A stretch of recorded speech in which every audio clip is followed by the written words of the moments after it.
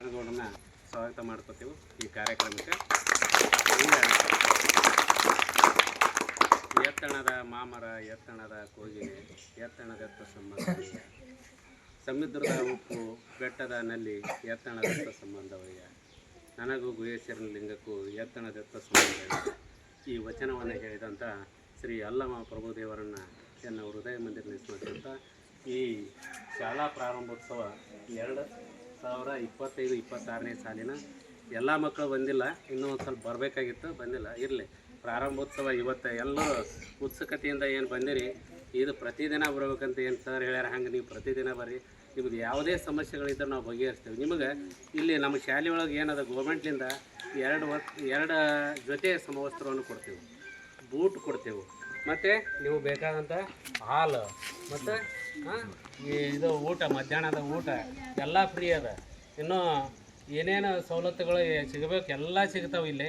ನೀವು ಅದನ್ನು ಸರಿಯಾಗಿ ಸದುಪಯೋಗ ಪಡಿಸ್ಕೊಂಡ್ರೆ ನೀವು ಕೂಡ ಎಲ್ಲ ಶಾಲೆಗಿಂತ ಮುಂದೆ ಬರೋಕ್ಕೆ ಸಾಧ್ಯತೆ ಇದೆ. ನಾವು ಬಡವರಿದೇವು ಅನ್ನುವಂಥದ್ದಿಲ್ಲ. ಬಡತನ ನಮ್ಮ ಏನು ಮಾಡೋಕ್ಕಾಗೋದಿಲ್ಲ ಅನ್ನಕ್ಕೆ ಹೋಗ್ಬೇಡ್ತೀವಿ. ಬಡತನದಿಂದ ಮುಂದೆ ಬಂದವ್ರು ಸಾಕಷ್ಟು ಜನ ಅದ.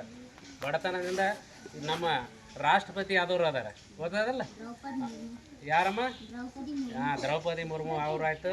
ಮತ್ತು ಅದು KR ನಾರಾಯಣ ಅಂಥೇಳಿ ಅವರು ಎಂಥ ಬಡತನದೊಳಗಿದ್ರಂದ್ರೆ ಅವರು ಹರಿಜನ ಕುಟುಂಬದಲ್ಲಿ ಹುಟ್ಟಿದವರು.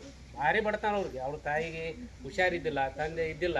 ಅಂಥದ್ರೊಳಗೆ ತಾಯಿಗೆ ಆರೈಕೆ ಮಾಡಿ ಅವರು ಸಾಲಿಗೆ ಬಂದು ಈಗೇನಾದರೂ ಅವರು ರಾಷ್ಟ್ರಪತಿ ಆಗಿ ಇಡೀ ನಮ್ಮ ದೇಶಕ್ಕೆ ಹೆಸರುವಾಸಿ ಆದ. ಬಡತನ ಅನ್ನುವಂಥದ್ದು ಯಾರಿಗೆ ಇಲ್ಲ. ನಿಮ್ಮಲ್ಲಿ ವಿದ್ಯುತ್ವ ಇತ್ತಂದ್ರೆ ನೀವು ಕೂಡ ಶ್ರೀಮಂತರಾಗ್ಬೋದು. ನೀವು ಅದನ್ನು ಸರಿಯಾಗಿ ಸದುಪಯೋಗ ಪಡಿಸ್ಕೊಂಡು ನೀವು ನಮ್ಮ ಶಾಲೆ ಇಡೀ ನಮ್ಮ ತಾಲೂಕಿನಲ್ಲಿ ಫಸ್ಟ್ ಬರಬೇಕು, ಆಟದಲ್ಲಿ ಬರಬೇಕು, ವಿದ್ಯೆಯಲ್ಲಿ ಬರಬೇಕು. ಮೊದಲಿಂದ ಅದ, ಈಗನೂ ಇರಬೇಕು.